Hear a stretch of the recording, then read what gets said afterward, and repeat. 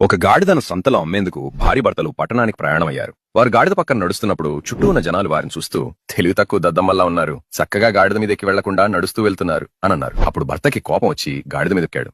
అలా అతడు గాడిద మీద ఆమె పక్కనే నడుస్తూ వెళ్తూ కాస్త ముందుకు వెళ్లగా మళ్లీ కొందరు ఆమెను చూస్తూ పాపం అమాయకుడాలనుకుంటా భర్త పైనెక్కాడు, ఆమె మాత్రం కష్టపడి నడుస్తుంది అని అన్నారు. వెంటనే భర్త కిందకి దిగి ఆమెని గాడిద మీదకి ఎక్కించి ప్రయాణం మొదలెట్టారు. ఇంకాస్త దూరం వెళ్లాక భర్తను చూస్తూ నవ్వుతూ మగాడయుండి నడుస్తున్నాడు, ఇంట్లో మొత్తం ఆమెదే నడుస్తుందనుకుంటా అని నవ్వుకున్నారు. భర్త అవమానంగా భావించి అతడు కూడా గాడిద మీద ఎక్కాడు. ఇలా ఇద్దరూ ఎక్కి ఇంకాస్త దూరం దాని మీద వెళ్తున్నప్పుడు మళ్లీ చుట్టూ ఉన్న వాళ్లు వీళ్ళకేం పోయే కాలం, దున్నపోతుల్లా ఉన్నారు, పాపం గాడిద మీద ఎక్కిపోతున్నారు, నడిస్తే ఏమి పోతుంది పాపం ఆ గాడిద అని చుట్టూ మాట్లాడుకున్నారు. భర్తకు చివరికి ఒక విషయం అర్థమైంది. నువ్వు జీవితంలో ఏం చేసినా సొసైటీలో చుట్టూ గాడిదల్లా ఏదో ఒకటంటూనే ఉంటారు. సక్సెస్ అయితే ఎవరినో ముంచేసి వచ్చాడని, ఫెయిల్ అయితే ఏం చేతకాని వాడని. సొసైటీలో ఇలాంటి మాటలను పట్టించుకుంటూ పైకి కిందికి ఎక్కుతూ దిగుతూ ఉంటావా, లేకపోతే నీ దారి నువ్వే ఎంచుకుని నీ జీవితం నువ్వే జీవిస్తావా అనేది నీ చేతుల్లోనే ఉంది.